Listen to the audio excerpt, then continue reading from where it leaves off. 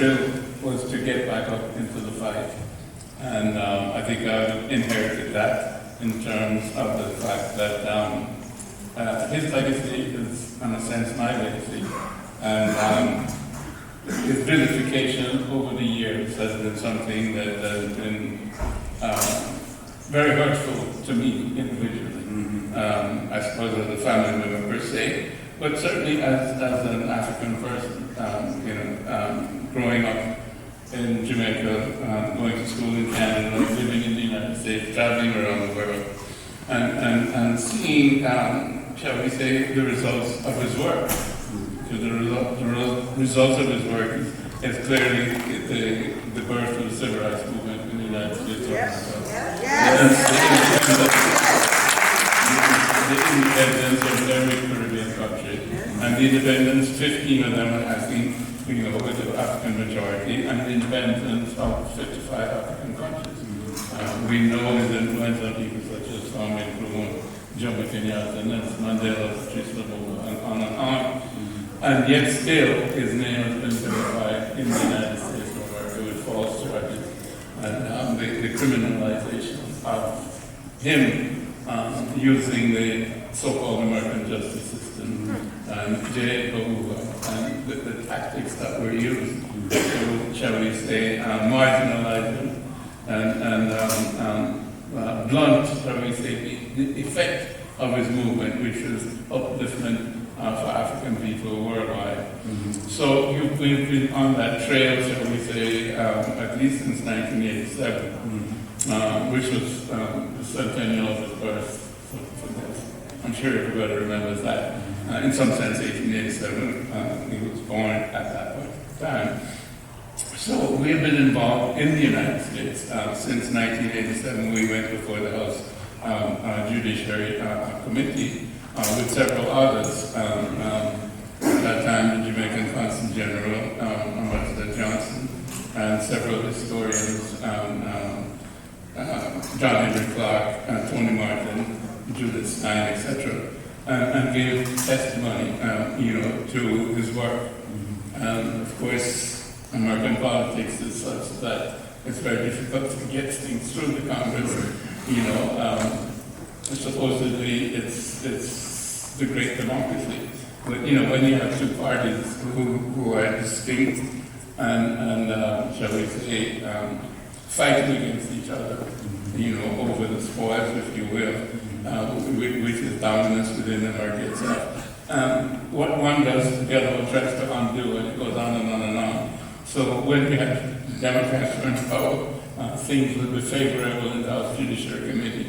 But then it's a 4-year period, and then the debate, etc., etc. Long story short, we were never able to get an exoneration. People such as John Conyers and recently Yvette Clark, Congresswoman from Brooklyn. She has had House resolutions over time. And they've always been frustrated within the democratic process in the Congress. So we've gone also the other route, which is to put before the President all of the evidence that we had. But the trial itself was a bogus trial. There was no evidence. There was an empty envelope with nothing in it that could say, contribute in any way to my dad being guilty of anything in terms of fraud. Plus the fact that the main witness was perjured himself and was coached in perjury by the prosecuting attorney. Yeah. So all of this should have been thrown out, etc., etc. I won't go into all the details, but this has been brought forward to the President. And we first, went the presidential route in terms of posthumous pardon with President Obama, who we all know is the first black president, if you will. And this was in the second term in 2016, the end of the second term. And we felt that, it was like a no-brainer. Because he stood on the shoulders of the civil rights movement, he stood on the shoulders of Marcus Garvey. You should know whereof he came. But he did not act on it.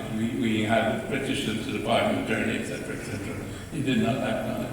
So we've continued with President Biden with letters to him and to Kamala Harris and so on and so forth, bringing us up to date. And there have been letters from our attorney, there's a law firm, 18 Howard, who have been doing pro bono work for us for the past 15 years, which is amazing.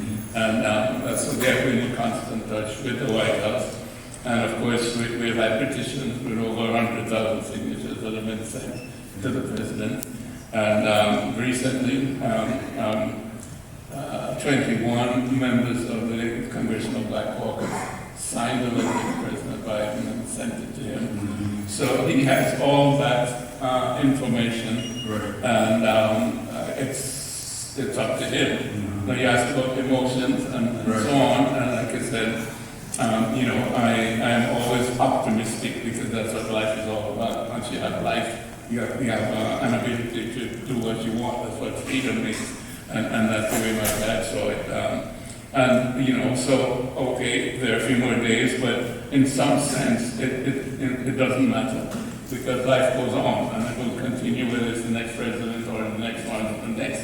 And if I'm the one that's doing it, there are others who will be doing it because I'm not alone in this particular fight. I mean, there are literally, hundreds, if not thousands of people, who have been on board in this particular effort.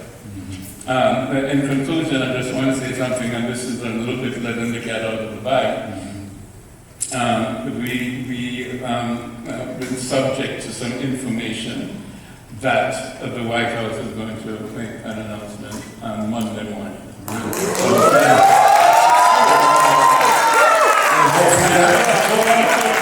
don't know what the announcement is going to be. We're being optimistic. Yeah, but that's it. So that's where we are. Yes.